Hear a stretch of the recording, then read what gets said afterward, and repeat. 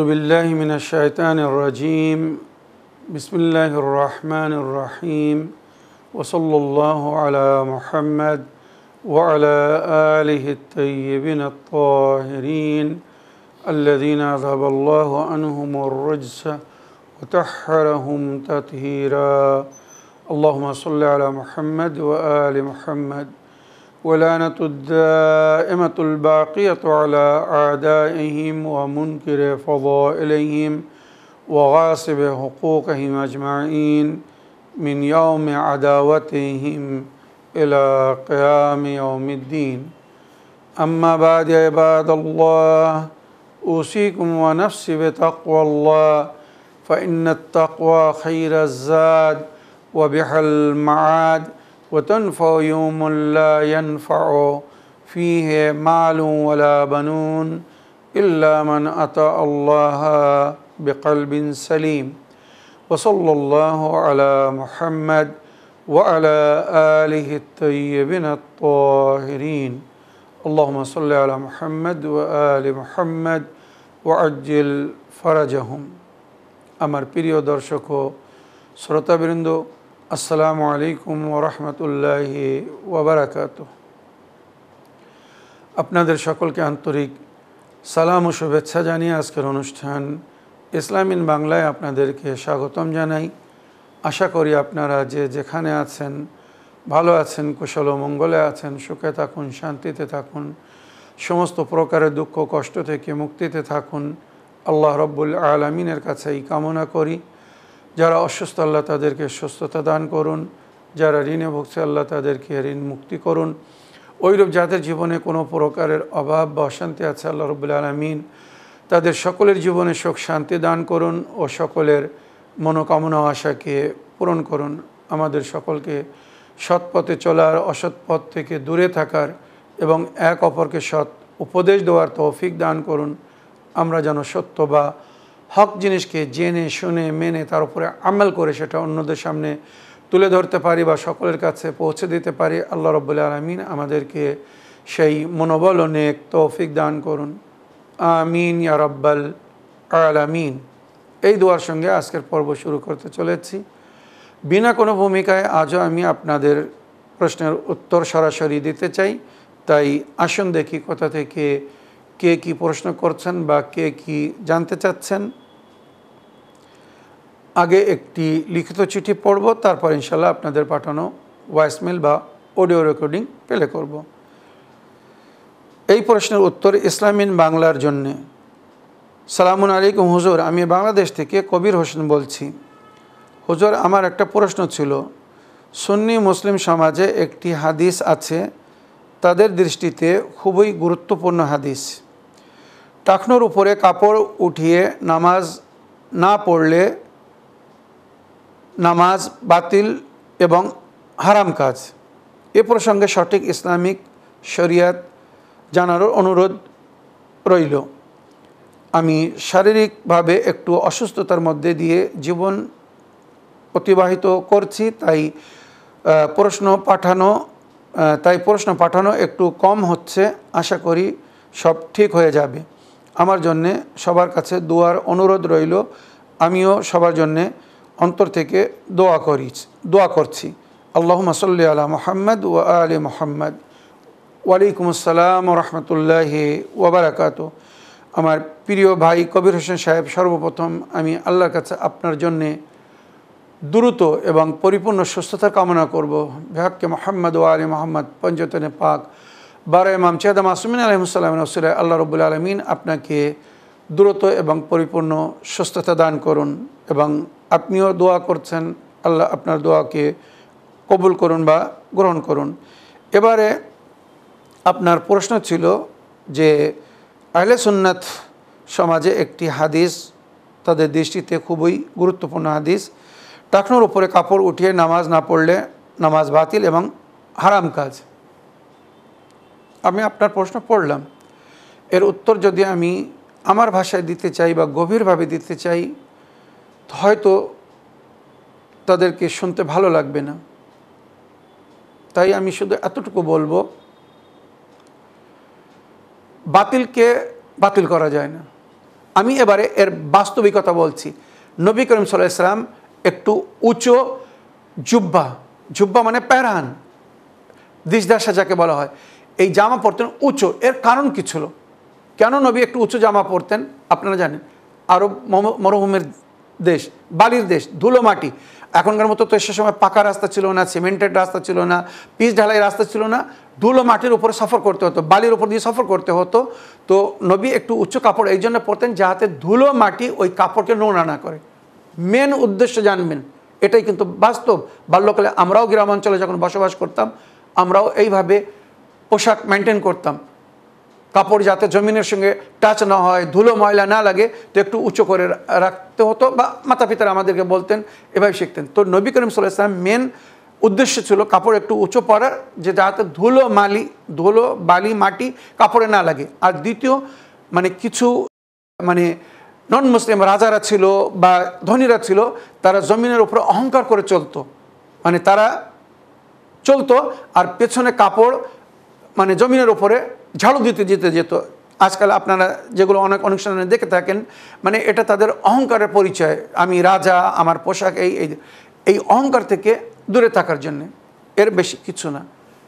এবারে যখন নামাজ পড়া হতো, তো রাসূল খোদা সাল্লাল্লাহু আলাইহি ওয়াসাল্লাম জুব্বা ছাড়া চাদর গায়ে দিতেন, কামলি পরে দেখুন, এই যে এই রেদা চাদর, এইটা কামলি বলা হয় আসলে, এটাকে এখন আরবি ভাষায় আবা বলে। নবীর যুগে এই ধরনের আবা তৈরি হতো না বলে এটাকে কামলির মতো নবী একটা কম্বলের মতো ব্যবহার করতেন। সেটা ওনাকে শীতকালে হলে মোটা কম্বল ব্যবহার করতেন, আর গরমকাল হলে ওই কামলি ব্যবহার করতেন, কিন্তু পাতলা, আর ওটা ওনার পায়ে পর্যন্ত পড়তো। তাহলে নামাজের সময় যদি টাকনোর ওপরে কাপড় রাখতে হবে, তাহলে নবী আলাদা ওই চাদর কেন পরতেন, ওই কামলি কেন গায়ে দিতেন? মুসলমান যদি এই জিনিস জানতো, এই ধরনের কথা কখনো বলতো না। কাপড় টাকনোর উপরে রাখতে হবে, এটা শরীয়তে কোথাও বলা হয়নি। আমি অনুরোধ করছি, এই সমস্ত জ্ঞানহীন, মারেফাতহীন, যারা বাস্তবের খবর রাখে না, প্রাচীন খবর রাখে না, কীভাবে নবী করিম সাল্লাল্লাহু আলাইহি ওয়াসাল্লাম নামাজ পড়তেন, কীভাবে আদবের সঙ্গে নামাজ পড়তে বলেছেন, কীভাবে কামলি পরে নামাজ পড়তেন, যারা এই খবর রাখে না, এদের কথা শুনবেন না, গুরুত্ব দেবেন না। যদি তাদের শরীয়ত, তাদের দিন ধর্ম তাদেরকে এটা বলে, লাকুম দীনুকুম ওয়ালিয়া দিন, পরিষ্কার বলে দিন, লাকুম দীনুকুম, যেটা নবীও বলতেন, লাকুম দীনুকুম ওয়ালিয়া দিন। সূরা কাফিরুন পড়ে দেখুন, তোমার জন্য তোমার দিন ধর্ম, আমার জন্য আমার দিন ধর্ম। আমাকে আমার নবী, আমার আহলে বাইত যে তালিম দিয়েছে, আমি সেটাকে ফলো করব। যেভাবে আদবের সঙ্গে নারী পুরুষদেরকে নামাজ পড়তে বলা হয়েছে, ওইভাবে নারী পুরুষরা নামাজ পড়বে। আমরা নবী এবং নবীর আহলে বাইত যাদেরকে আদর্শ করা হয়েছে, আইডিয়াল করা হয়েছে, আমরা ওনাদের সুন্নতের উপরে আমাল করব। আমার প্রিয় ভাই, আশা করি যতটুকু বললাম আপনি বুঝতে পেরেছেন। এবারে একটি অডিও প্লে করব, দেখি কোথা থেকে কে কি বলতে চাচ্ছেন। আসসালামু আলাইকুম, মৌলানা সাহেব, আমি পূর্ব বর্ধমান থেকে বলছি। আমার বিয়ের কিছুদিন পরেই থেকে আমার স্বামী আমাকে দেখতে পারে না, আমার স্বামী আমাকে ভালোবাসে না। কিন্তু আমার দুটো বাচ্চা আছে, একটা ছেলে একটা মেয়ে, একটা 3 বছর, একটা 1.5 বছর। এই 4 বছর বিয়ে হয়েছে আমার, কিন্তু কোনোদিন আমি স্বামীর ভালোবাসা পাইনি। যেটুকুই হয় ওপর মন থেকে কোনোদিন আমাকে উনি চায় না। এমনকি আমার স্বামী সবার সামনে আমাকে অপমান করে, ছোট করে বাড়ি থেকে বের করিয়ে দেয়। রাত 12টা 12:30 সময় বাড়ি থেকে আমাকে বের করিয়ে দেয়। আবার আমার ফোন নাম্বারটা আমার স্বামীর পরপুরুষকে দেয়। আমাকে নাকি বলবে যে সবার স্ত্রীরা কারোর সাথে চলে যাচ্ছে, তুই কেন চলে যাচ্ছে পারছিস না। এসব কথা আপনাকে বলতেও আমার খারাপ লাগছে। কোনোদিন নিজে নামাজও পড়ে না, আমাকে কোনোদিন নামাজ পড়তে বলে না, কিন্তু আমি 5 ওয়াক্ত নামাজ পড়ি। আলহামদুলিল্লাহ। আমি আপনার কাছে জানতে চাই, আমি ওনার থেকে যদি আমি ডিভোর্স নিই তাহলে কি আমার গুনাহ হবে? একটু বুঝিয়ে বলবেন। আসসালামু আলাইকুম। ওয়ালাইকুম আসসালাম ওয়া রাহমাতুল্লাহি ওয়া বারাকাতুহু। আমার প্রিয় বোন, আপনার ওয়াজমের জন্য আপনাকে ধন্যবাদ জানাই। তবে আপনার কথা শুনে খুব আহত, দুঃখিত, কষ্ট পেলাম।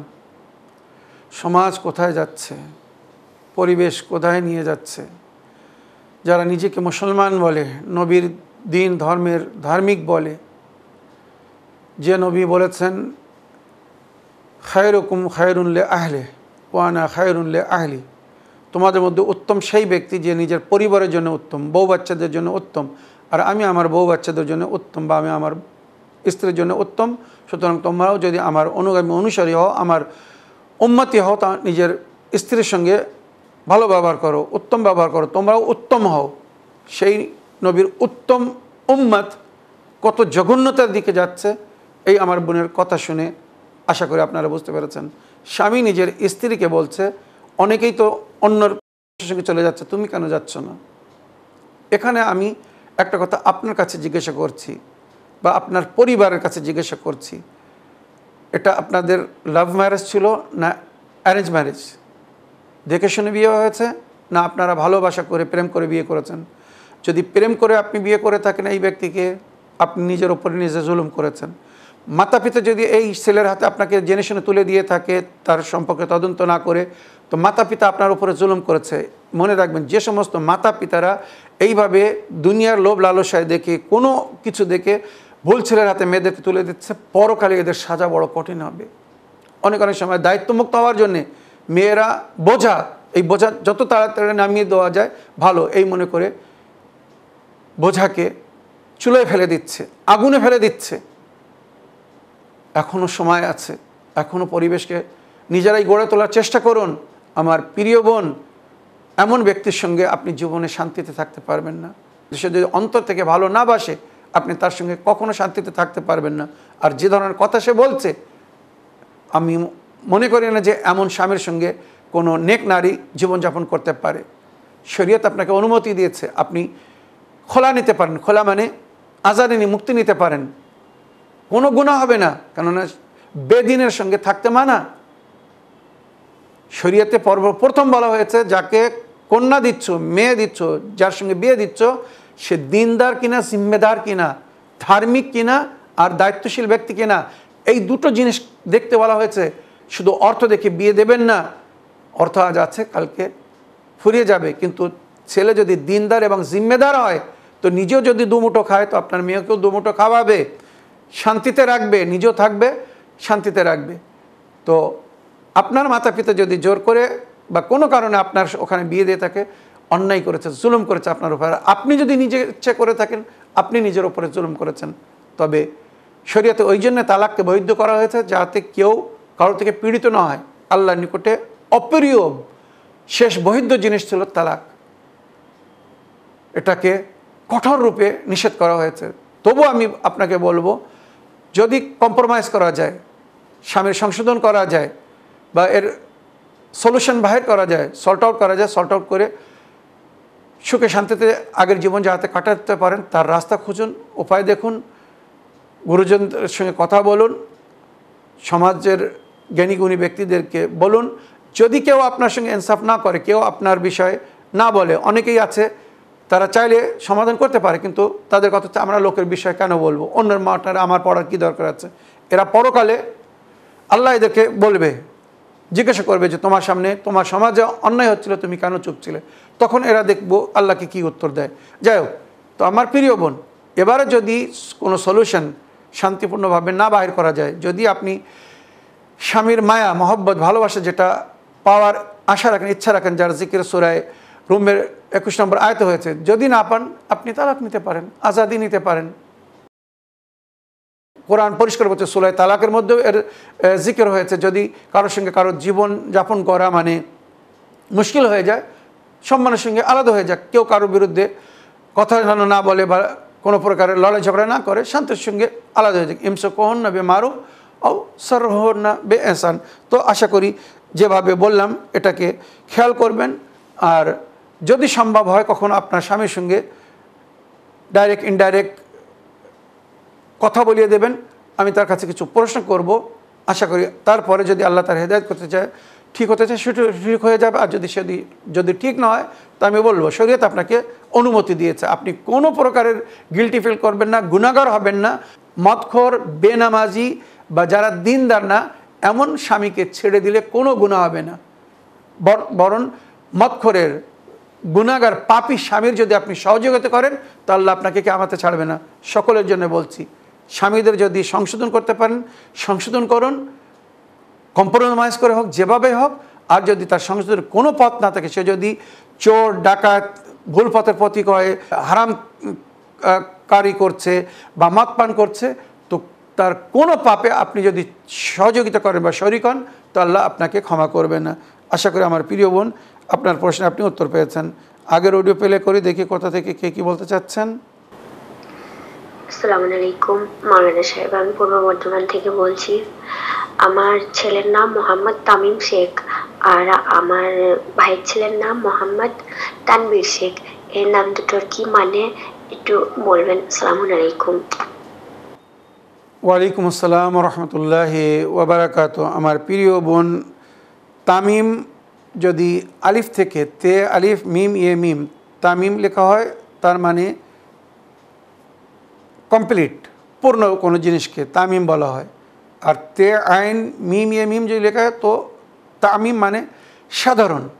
তো নাম আছে, তবে এগুলো সাধারণ নাম, মানে এর পিছনে খুব যে একটা ব্যাকগ্রাউন্ড বা খুব একটা মানে মানাখেজ নাম না, সাধারণ নাম তামিম, কোনো অসুবিধা নেই। সাধারণ জিনিস বলতে পারেন বা একটি পরিপূর্ণ জিনিস বলতে পারেন। আর তানবীর মানে নুরানি, যার থেকে আলো বাহির হয়, জ্যোতি বাহির হয়, আলোকিত, নূর দেনেওয়ালা, তানবীর, মনোয়ার, তানবীর এগুলো বলা হয়। তো উভয় নাম ইসলামিক নাম, মুসলমানদের নাম, এভাবে রাখা যাবে, কোনো অসুবিধা নেই। আশা করি আপনার প্রশ্নে আপনি উত্তর পেয়েছেন। এবারে আরও একটি লিখিত চিঠি পড়ব, দেখি কে কী জানতে চাচ্ছেন। আসসালামু আলাইকুম জনাব মাওলানা সাবিরদা সাহেব, আমি নদিয়া জেলা থেকে সুরাগ শেখ বলছি। মাওলানা সাহেব, আমার প্রশ্ন হলো, পরিষ্কার পরিচ্ছন্নতার উপর ইসলাম কতটা গুরুত্ব দিয়েছে, এই বিষয়ে আপনি একটু আলোচনা করবেন। ওয়ালাইকুম আসসালাম রহমতুল্লাহি ওয়াবারাকাত। আমার প্রিয় ভাই সুরাগ শেখ সাহেব, পরিষ্কার বা পরিচ্ছন্নতা ইমানের অংশ, এখানেই এর গুরুত্ব বোঝা যায়। যেমন তৌহিদ, আদল, নবুয়াত, ইমামত, কিয়ামতকে মানা, ইমান রাখা, এগুলো ইমানের অংশ। ওখানে নবী করিম সাল্লাল্লাহু আলাইহি ওয়াসাল্লাম বলেছেন, আন-নাযাফাতু মিনাল ঈমান, পরিষ্কার বা পরিচ্ছন্নতা ইমানের অংশ। যে পরিষ্কার পরিচ্ছন্ন থাকে না, তার ঈমান পরিপূর্ণ না, ইনকমপ্লিট। এবারে বুঝিয়ে দেখুন কত গুরুত্বপূর্ণ জিনিস, যে জিনিসকে ঈমানের অংশ করা হয়েছে। নবী করিম সাল্লাল্লাহু আলাইহি ওয়াসাল্লাম বা আহলে বাইত আমাদেরকে বলেছেন, মুমিন শারীরিক বা মানবিক হিসেবে কোনো প্রকারের নোংরামো বা জঘন্যতাকে সহ্য করতে পারে না। এটাই হচ্ছে ভালো মানুষের পরিচয়। আর নেজাফত মিনাল ঈমান, নেজাফত ঈমানের অংশ। যে যত পরিষ্কার থাকবে, পরিবেশকে পরিষ্কার রাখবে, শারীরিক বা মানবিক পরিষ্কার থাকবে, তার ঈমান তত মজবুত হবে, সে তত নেকুকার হবে। আশা করি এ বিষয়ে আমি গত কিছুদিন আগেও বিস্তারিত আলোচনা করেছি আমার প্রিয় মিজানুর রহমান ভাইয়ের প্রশ্নের উত্তরে। আশা করি ওটাও আপনি শুনেছেন। আগের অডিও নিয়ে দেখি কোথা থেকে কে কী বলতে চাচ্ছেন। আসসালামু আলাইকুম, আমি হাওড়ার সাঁতলা থেকে শেখ রুকিয়া বলছি। মাওলানা সাহেব, আশা করি আপনি ভালো আছেন, সুস্থ আছেন। আল্লাহ আপনাকে সবসময় ভালো রাখুক, আল্লাহর কাছে এই দোয়া করি। মাওলানা সাহেব, আমার প্রশ্ন যে বদনজর বা কুনজর লাগলে আপনি যে বলেছিলেন আয়াতুল কুরসি মৌজাতায়েন আর মাওলা আলী যে দোয়াটা বলেছিলেন ওইটা লিখে কাছে রাখতে, কিন্তু লেখাটা কি আরবি ভাষায় পুরোটা লিখতে হবে নাকি সংখ্যায় লিখলে হবে? আর এই দোয়াটা কোন বইয়ের মধ্যে আছে এটা একটু বলবেন। আর কোমরে আর একটা প্রশ্ন, কোমরের ব্যথার জন্যে বা হাঁটুতে ব্যথার জন্যে আপনি যে বলেছিলেন যে সূরা মুমিনুনের আয়াত নম্বর 14 বার পরে আর দোয়ায়ে মাসনুন পরে দম করে মালিশ করতে, আর জায়তুনের তেলের উপরে দম করে মালিশ করতে। দোয়ায়ে মাসনুন অনেক রকমের তো দোয়া আছে, কোন দোয়াটা পড়বো এটা একটু বুঝতে পারছি না। আপনি যদি দোয়াটা একটু বলতেন অনেকটা উপকৃত হতাম। আপনি একটু দোয়াটা পড়বেন, বলে দেবেন। আপনি ভালো থাকুন, সুস্থ থাকুন। আসসালামু আলাইকুম ওয়া রাহমাতুল্লাহি ওয়া বারাকাতুহু। ওয়ালাইকুম আসসালাম রহমতুল্লাহি ওয়াবারাকাত। আমার প্রিয় বোন, আমি বহুবার বিস্তারিতভাবে এই জিনিসটা বয়ান করেছি। নজর লাগলে, জাদু টোনা টোটকা কেউ যদি কেউ কারো ওপর করে থাকে, তাকে কী করে কাট করতে হবে, এর জন্য বিশেষ দোয়া লিখে ওটাকে পরিধান করাতে হবে। আর দোয়ার মাঝখানে নামও লিখতে হবে, যে পীড়িত, যার উপরে নজর লেগেছে বা জাদু টোনা টোটকা করা হয়েছে। এ বিষয়ে আমি বলেছি। আপনারা যদি নিজেরা সংগ্রহ না করতে পারেন তো স্ক্রিনে যে সমস্ত ভাইদের নম্বর দেওয়া হচ্ছে মাওলানা সাহেব ভাইদের, এদের সঙ্গে যোগাযোগ করে নিতে পারেন, প্রোভাইড করে দিবে। সংখ্যা লিখলে হবে না, ওটা পুরো দোয়া যেভাবে নবী বা নবীর আহলে বাইত আমাদেরকে তালিম করেছেন ওইভাবে পুরো দোয়াটা লিখতে হবে। আর যেখানে নাম লিখতে বলা হয়েছে পীড়িত ব্যক্তির, তার ওখানে নাম লিখতে হবে আর ওটা পরিধান করাতে হবে। টয়লেটে যাওয়ার সময় ওটা খুলে বাইরে রেখে যেতে হবে, বাকি সব সময় পরে থাকা যাবে, রাত্রে শোয়ার সময়ও পরে থাকা যাবে, কোনো অসুবিধে নেই।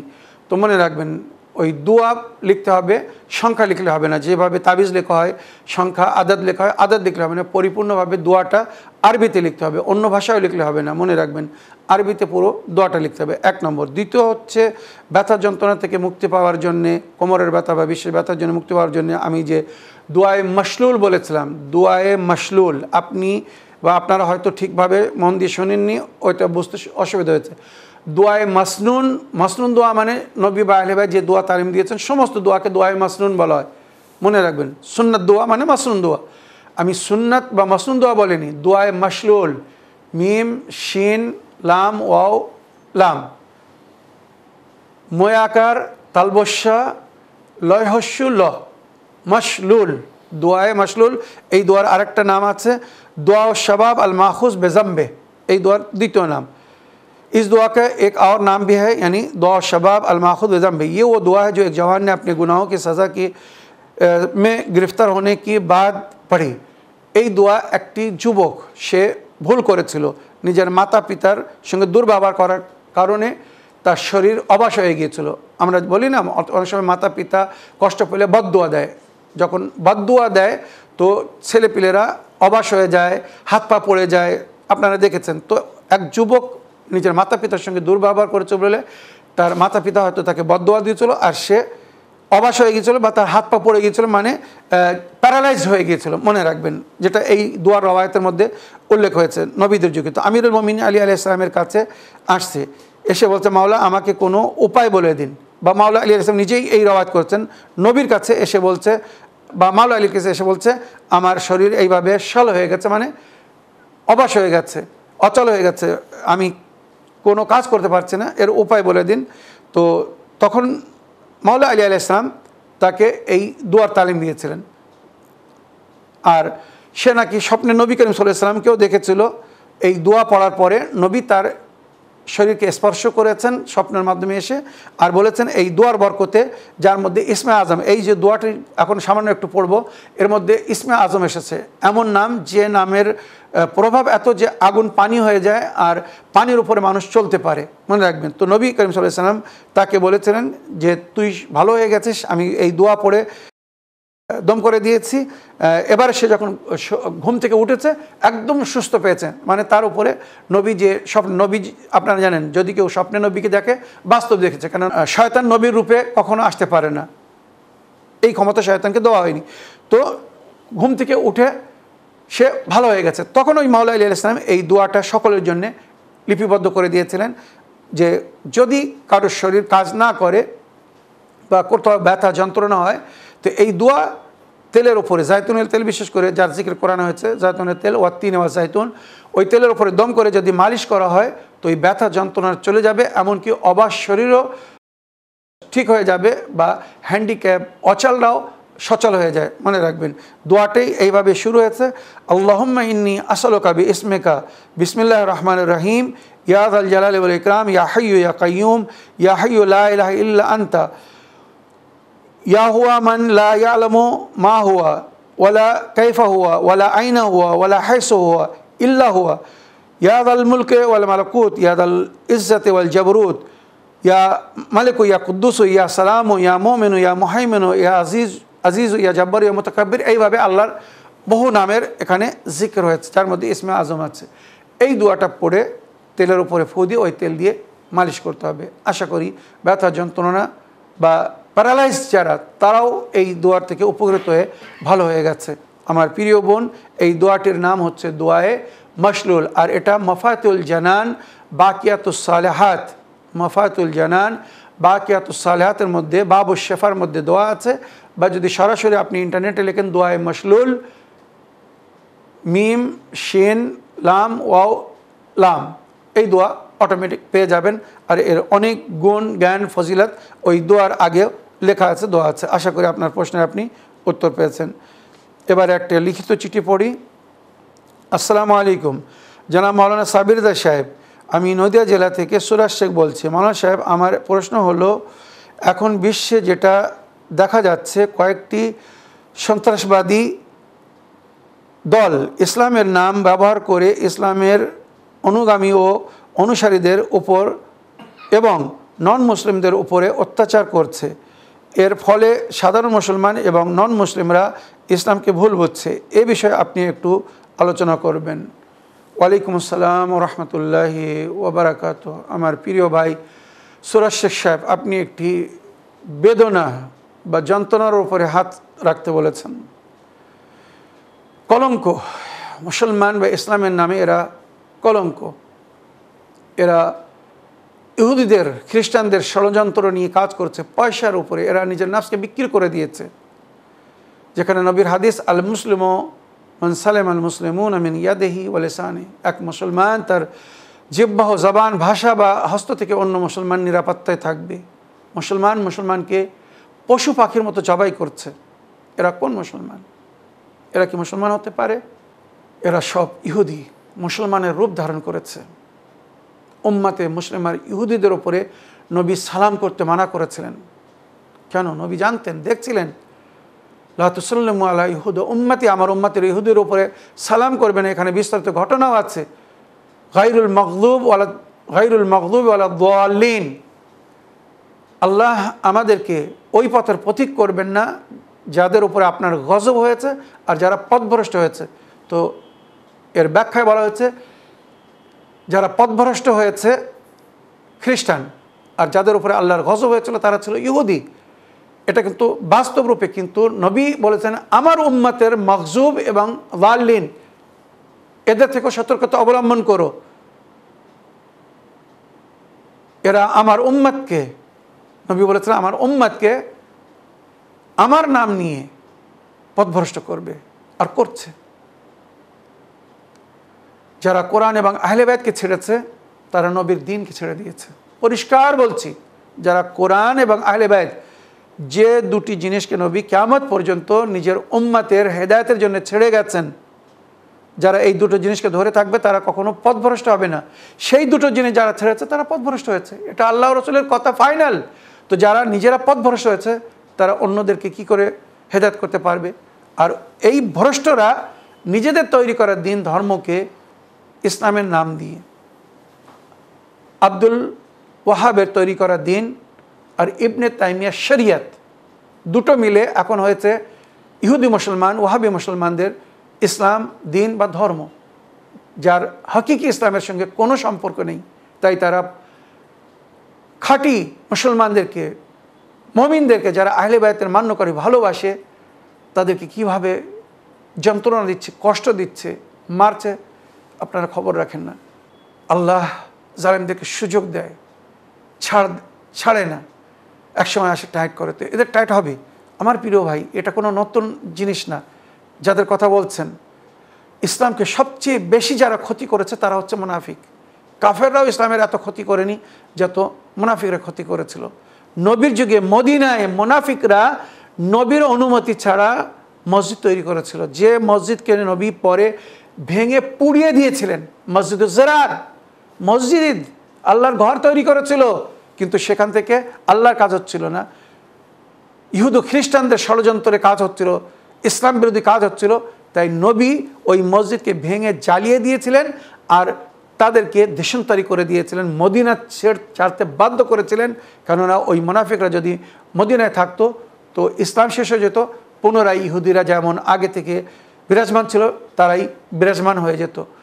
আল্লাহ এই উম্মতের হেদায়েত করুন। আপনি যদি হেদায়েত না করেন, এদের হেদায়েত কেউ করতে পারবে না। আল্লাহ এদের চোখ খুলে দিন। এরা হকিকত দেখতে পারছে না, এখনও ভুলের মধ্যে পড়ে আছে আর নিজের ভুলকে এরা ঠিক মনে করছে। আমার প্রিয় সুরাজ শেখ ভাই, আমি যদি কয়েক ঘন্টা বলি এ বিষয়ে তাও কম পড়বে। তাই আমি সবসময় বিশ্ববাসীদের কাছে অনুরোধ করছি, হাত জোড় করে বলছি, আপনারা মুসলমানদেরকে দেখে ইসলাম জানার, বোঝার, মানার চেষ্টা করবেন না। আগে ইসলামকে জানুন, বুঝুন, পড়ুন, ইসলামিক ইতিহাস, সঠিক ইতিহাস বা কোরআন এবং অথেন্টিক হাদিস পড়ুন, তারপরে দেখুন কারা ওর ওপরে আমাল করছে, তাকে মুসলমান মানুন। আশা করি আমার প্রিয় ভাই আপনিও বুঝতে পেরেছেন, আমার দর্শকবৃন্দরাও এই বেদনাকে অনুভব করেছেন। আগের একটি অডিও নেই। আসসালামু আলাইকুম ভাইজান, খায়রুন্নিসা বলছি। ভাইজান, আমি হুজুর বিষয়ে একটু বলতে চাইছি। হুজুর তো সূরা মায়দা 1 নম্বর 6 আপনি যেমন বলেছেন ওইভাবে পুজো করি। তা পানি মাসাজ, পায়ে যে মাসাজ করি এলাল কাবাইন, তা ওই পায়ে মাসাজটা আঙুলের ফাঁকে থেকে নিয়ে 5 আঙুলে টেনে না বুড়ি আঙুলে মাথা থেকে নখের ওপর থেকে নিতে হবে ভাইজান, এইটা একটু বলবেন।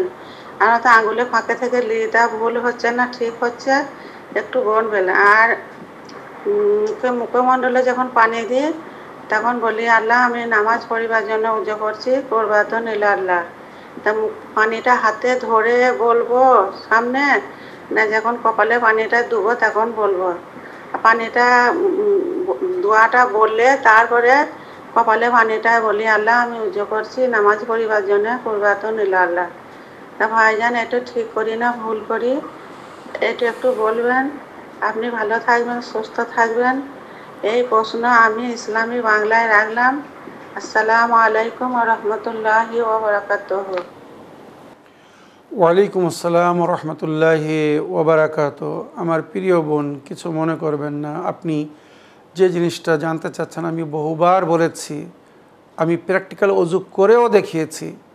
আপনার কাছে অনুরোধ করব এপিসোড নম্বর 860, যেখানে আমি অজু কিভাবে করতে হবে, তায়াম্মুম কিভাবে করতে হবে, গোসল কিভাবে করতে হবে প্র্যাকটিক্যাল করে দেখেছি, একবার দেখে নিন, ওটা দেখলে ক্লিয়ার হয়ে যাবে।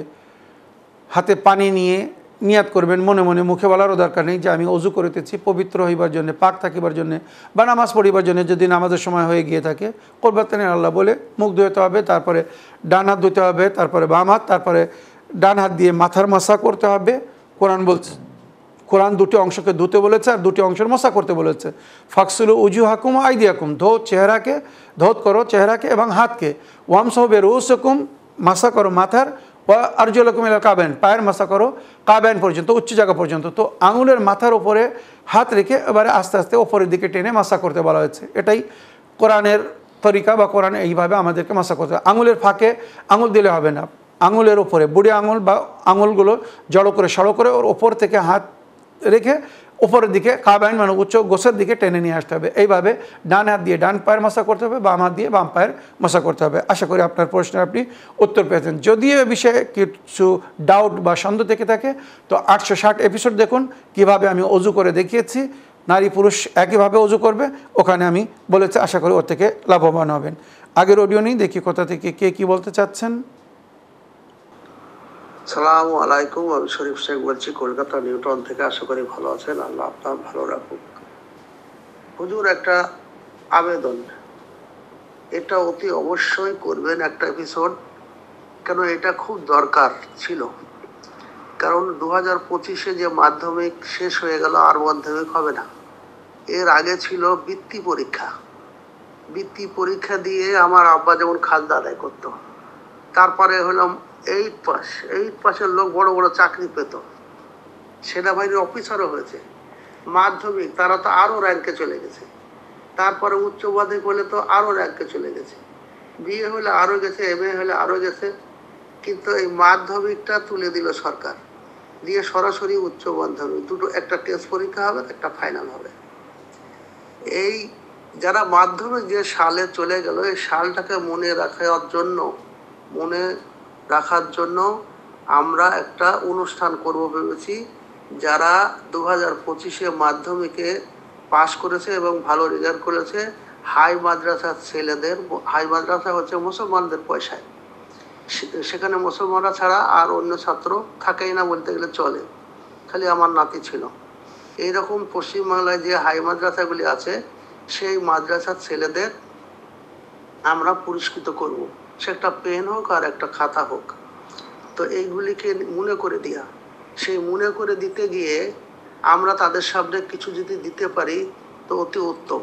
তা আপনার কাছে যে অনুরোধ, যে 1010-এ যে দোয়া দ্বারাই সায়েন্সের জন্ম হওয়ার রাস্তা খুঁজে পাবে, এই দোয়াটা আপনি আমায় বাংলায় করে দিবেন। আরবি তো থাকবে, আরবি আর বাংলা দিবেন। তাহলে আমরা এই যে ছেলেদের পুরস্কৃত করব, তাদের আমরা এইটাকে তুলে দিতে পারবো যে এসো, শিকার রাস্তা আছে ইসলামে। আর আমরা যেটা পেয়েছি আপনার কাছে, ক্যান্সারের এবং দোয়া দরুদের সাপে কাটা ইত্যাদি ইত্যাদি, হ্যাঁ, এগুলি আমরা তুলে ধরবো যে ইসলামে সায়েন্সের শিক্ষা আছে। তো আপনার কাছে অনুরোধ, ওটা আরবি আছে, বাংলায় করে দিবেন। দিলে আমরা খুব তাড়াতাড়ি এই প্রোগ্রামটা করব ডিসেম্বরের মধ্যেই, এই আশা আছে। আপনিও দোয়া করবেন আমরা যেন এই প্রোগ্রামটা করতে পারি, এবং এর সঙ্গে সঙ্গে সবারই ভালো হবে, একটা প্রচার হবে, এবং ছাত্র সংগঠনকে এই বিষয়ে নিয়ে আসার দরকার। আসসালামু আলাইকুম রহমতুল্লাহ বরকাতুহু। ওয়ালাইকুম আসসালাম রহমতুল্লাহি ওবরাকাত। আমার প্রিয় শরীফ ভাই ওয়াইসম্যান করার জন্যে, সুন্দর পরামর্শ দেওয়ার জন্যও ধন্যবাদ জানাই। তবে আমার প্রিয় ভাই, এ বিষয়ে আমি যেটা অতি সংক্ষিপ্ত আপনাকে বলতে চাচ্ছি, সেটা হচ্ছে এই ধরনের ছাত্র বা সংগঠনকে আমরা যে সহযোগিতা দিতে পারি, সেটা হচ্ছে আমাদের কাছে যেটা প্র্যাকটিক্যাল এখন প্রস্তুত আছে। যেমন জান্নাতের চাবি বই, এই বইয়ের মধ্যে বিভিন্ন প্রকারের দোয়া দানি, অনেক কিছু দোয়া আছে। রোগের চিকিৎসার জন্যও কি দোয়া পড়তে হবে, কি করতে হবে, দোয়া আছে। তবে মেডিকেল সায়েন্স এটা একটা বড় ডিপার্টমেন্ট। যেমন কেউ যদি ডাক্তার হতে চায়, তাকে বহুদিন তার জন্য পড়াশুনো করতে হয়। তো আমার প্রিয় ভাই, ইসলামিক সায়েন্স বা ইসলামিক মেডিকেল সায়েন্স এটাও কিন্তু একদিনের কাজ না, অনেক দিন ধরে এ নিয়ে পড়াশুনো করতে হবে। ন্যাচারাল ট্রিটমেন্ট বা রুহানি ট্রিটমেন্ট, এগুলো জানতে গেলে অনেক সময়ের প্রয়োজন আছে। তিব্বত নবী কারীম সাল্লাল্লাহু আলাইহি ওয়াসাল্লাম যে ট্রিটমেন্ট করতেন, তিব্বে মাসুমিনরা যেভাবে ট্রিটমেন্ট করতেন, রুহানি চিকিৎসা বলুন, আয়াত দোয়া দরুদের মাধ্যমে বলুন, বা ন্যাচারাল ফল ফুল দিয়ে বলুন, গাছড়া ওষুধ বলুন, এই সমস্ত জিনিস কিন্তু আল্লাহর নবী বা অলিরা, জনাবে লোকমান হাকিম বা ইমামগণেরা এগুলো সব বলেছেন। আর যার সুন্দর একটি প্রভাব, মানে যখন এই অ্যালোপ্যাথিক ওষুধ বা হোমিওপ্যাথিক ওষুধ বা মেডিকেল সায়েন্স যেটা আমাদের সামনে এখন, এই ধরনের কিছু ছিল না, সেই সময় কিন্তু ওই ওষুধ, ওই রুহানি ট্রিটমেন্ট বা স্পিরিচুয়াল ট্রিটমেন্ট বা ন্যাচারাল ট্রিটমেন্ট, ওইগুলো কাজ করতো। আর ওইগুলো কিন্তু বাস্তব ছিল, আর সে সময় মানুষ শান্তিপূর্ণভাবে জীবনযাপন করত। তো এটা মানে সহজ না, এটা বড় কাজ। তো আমাদের কাছে যেগুলো প্রস্তুত আছে আমরা সেগুলো দিতে পারি। আর এগুলো ছোট বিষয় না যে একটা জিনিস শুধু দিয়ে দিলাম আর এর মাধ্যমেই সে পুরো মেডিকেল সায়েন্স জেনে গেল, ইসলামিক সায়েন্স জেনে গেল, না শরীফ ভাই, এর জন্য অনেক বই পড়তে হবে। মানে তিব্বে নবাবী, তিব্বে ইমাম আলী, তিব্বে মাসুমিন, তিব্বে ইমামে জাফর সাল্লাল্লাহু আলাইহি ওয়াসাল্লাম, তিব্বে ইমামে জাইনুল আবদিন সাল্লাম, তিব্বে ইমামে রেজা, এই সমস্ত বইগুলো আমাদের ভাষায় নেই, এগুলো ভাষায় করতে হবে, এর জন্য সময়ের প্রয়োজন আছে। তো আপাতত আপনি যদি কোনো অনুষ্ঠান করেন, তো জান্নাতের চাবি যে বইটি আমরা প্রিন্ট করেছি, এই বই খুব সুন্দর, খুব মনোনীত, পছন্দিত বই হয়েছে, সবাই পছন্দ করছে। ইহকাল ও পরকালের সমস্ত উজ্জ্বলতার রাস্তা ওখানে দেখানো হয়েছে।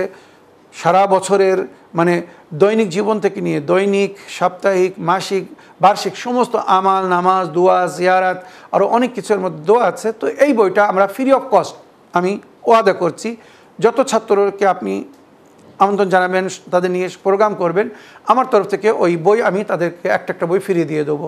বাকি আপনারা অন্য কী উপহার দেবেন না দেবেন সেটা আপনাদের ব্যাপার। আশা করি আপনার প্রশ্নে আপনি উত্তর পেয়েছেন। আমার এপিসোডের সময় আজ শেষ হয়ে গিয়েছে শরীফ ভাই, আশা করি আপনি কিছু মনে করবেন না, বা যেটা বললাম আশা করি আপনার জন্য যথেষ্ট হবে। এই বলে আমার আজকের বক্তব্য এখানে শেষ করলাম। ওয়া আখিরু দাওয়ানা আনিল হামদুলিল্লাহি রাব্বিল আলামিন। ওয়াসসালামু আলাইকুম ওয়া রাহমাতুল্লাহি ওয়া বারাকাতুহু।